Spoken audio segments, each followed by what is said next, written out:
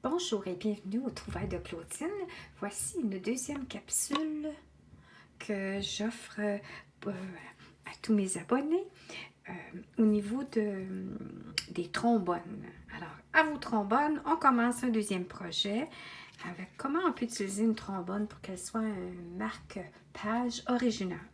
Alors, puis ça, j'ai trouvé ça sur YouTube, j'ai fouillé sur Google, Pinterest, YouTube.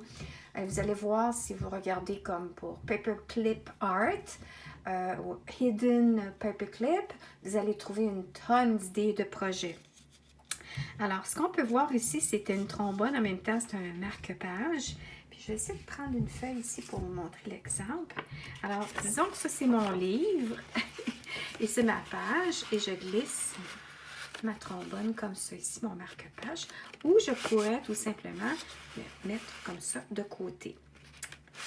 Alors, ce qui est vraiment le fun, c'est que, voyez-vous, on y met glisse un petit message secret. Alors, ça peut être une carte de souhait, ça peut être un petit message lâche pas, ou juste une pensée positive que la personne peut regarder lorsqu'elle est un petit peu déprimée. Surtout quand on est enfermé longtemps dans la maison avec ce qu'on vit en ce moment.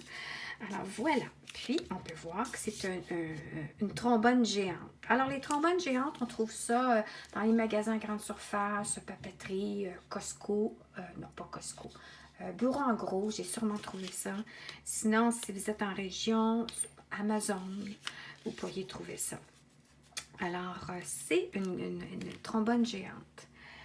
Alors là, je vais sortir mon exemple ici que j'ai commencé à préparer pour vous afin de limiter le temps d'utilisation de mon Wi-Fi qui n'est pas non plus haute vitesse. Alors, je suis obligée de m'ajuster avec la réalité d'où je vis présentement dans le bois.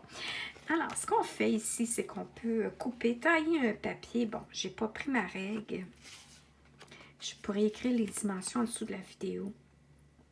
Ouais, c'est ce que je vais faire parce que j'ai pas de règles sous la main présentement.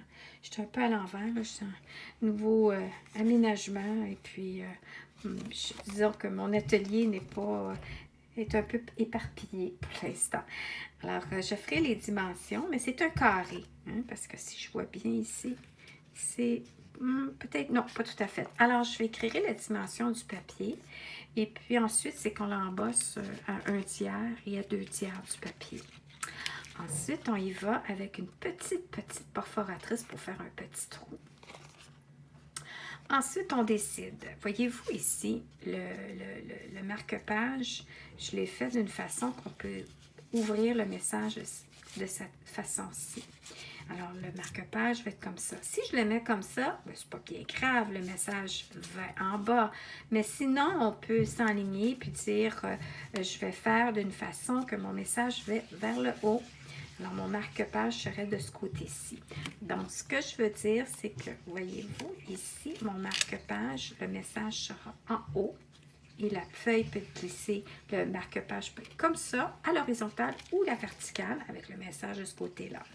Alors, c'est simplement de vérifier de quel côté vous désiriez ouvrir le message quand vous faites votre trou. J'en aurai un autre exemple, il faudra que je le prenne en photo. Donc, je pense que je l'ai déjà envoyé en cadeau. Alors, c'est simplement ça, c'est de dire, OK, je vais comme ça ici. Alors, mon trou, si je l'ai fait de ce côté-là, c'est idéalement pour un message avec en haut. Si j'y vais d'un autre côté, puis que je mets le trou comme ça, de ce côté-ci, alors mon message serait en haut, comme ça ici. Voyez-vous? Alors, l'idée, c'est le trou, ce côté-ci ou ce côté-là? Alors, ce côté-ci, pour faire un message normalement idéal en haut, et ce côté-ci pour le faire de côté. Mais comme je dis, c'est pas bien grave, là, vous pourriez avoir haut et bas. Ça n'a pas d'importance. C'est juste des fois pour la logistique. Bon. Alors, ce qu'on fait ensuite, c'est qu'on prend notre grosse paperclip, on met le petit côté à l'endos et le grand côté à l'intérieur. Moi, j'ai utilisé la bande adhésive double face en rouleau que j'ai déchiré et j'ai mis ici pour tenir.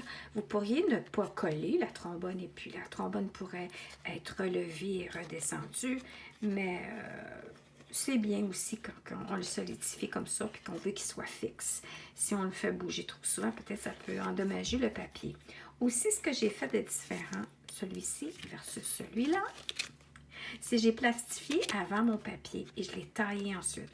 Quand vous essayez de vous regarder ma première vidéo là, de ce mois-ci, qui est, on est en novembre 2020, vous allez voir que j'explique que je protège mon papier d'une façon que j'adore, qui fait que si on estampe puis qu'on fait des motifs avec nos encres, alors en le protégeant avec un papier collant qui est un papier qui normalement on utilisait dans le passé, moi quand j'étais plus jeune, à protéger nos livres. Hein? C'était un adhésif en feuille. Là, j'ai acheté le rouleau.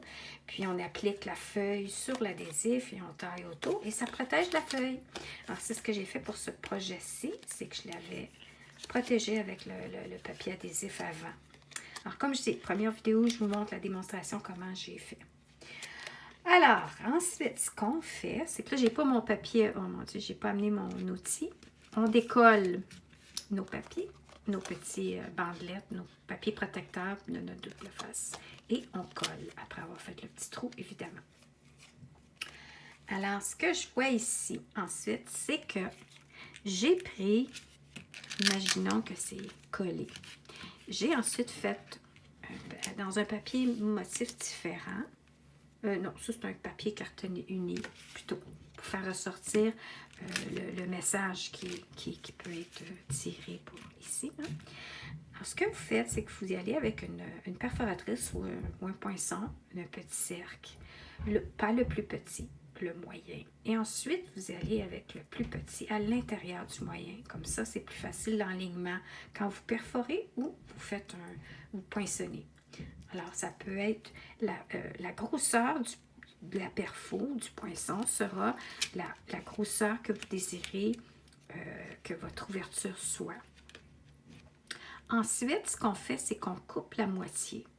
Là, voyez-vous, j'ai pas mes ciseaux. Alors, vous avez juste besoin de la moitié que vous coupez au ciseau. Okay? Puis, ensuite, disons, visualiser qu'on le coupe, parce que là, je ne veux pas l'endommager, parce que je vais le finir tantôt.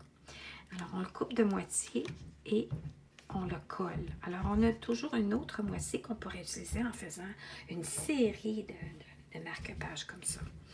Ensuite, on prend notre petit et on le colle ici sur notre petit carton qui sera le message. La grosseur du carton, dont j'écrirai la dimension ensuite, plus petit. Regardez, ça c'est l'insertion. Alors, on veut imaginer que finalement, il est la hauteur comme ça ici, qui soit égal. Finalement, il peut être un petit peu plus petit. Je vais voir celui-là. Non, c'est la même chose. Donc, c'est la hauteur, mais plus étroit, peut-être un demi-pouce. Plus étroit pour que ça glisse bien, parce que regardez ici, quand vous avez vos bandes, il ne faut pas que le carton, il faut qu'il soit lousse, hein, il faut qu'il y ait de l'espace. Alors, simplement vous assurer, puis j'en avais fait un plus long aussi, alors peu importe, vous pouvez faire plus grand format aussi, hein, selon la grosseur de la trombone, plus petit pour une plus petite trombone. Pas nécessaire d'être exactement à la même mesure comme moi. Alors, vous voyez, prenez la dimension pour avoir la même largeur afin qu'on voit le petit bouton ici, parce que ça, on va le coller comme ça après. Alors, tout ce que vous avez à faire, je vais vous le montrer ici, c'est vous poser à la moitié de votre cercle.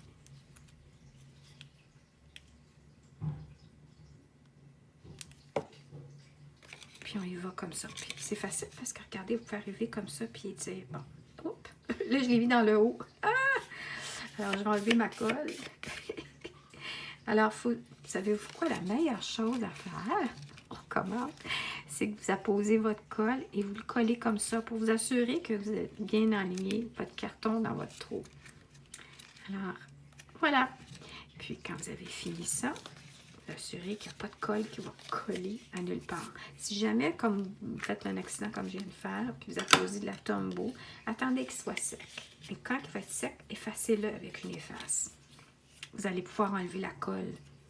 Sinon, elle va rester toujours collante. Alors, comme on peut voir, j'ai collé, j'ai préparé mon petit carton et tout simplement le glisser. Alors, pour terminer, j'ai coupé une quantité de, je dirais, 6 pouces de ruban et j'en ai pris comme 1, 2, 3, 4 différents rubans qui sont couramment offerts dans notre catalogue annuel. Et j'ai pris mon petit fil doré et j'en ai fait un petit nœud. Vous pourriez faire ça.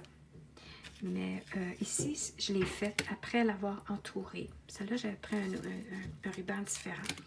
Alors, ce qu'on fait, c'est qu'on l'insère. Écoutez, il y a des petits travaux qui se font sur ma tête, alors je m'excuse du bruit. Puis, on arrive comme ça. Puis ça fait... Ouh, c'est le fun, hein? Regardez-moi ça, c'est beau. Puis là, on arrive, puis on fait un petit nœud avec la petite cordelette ou un petit ruban plus étroit. Et le tour est joué.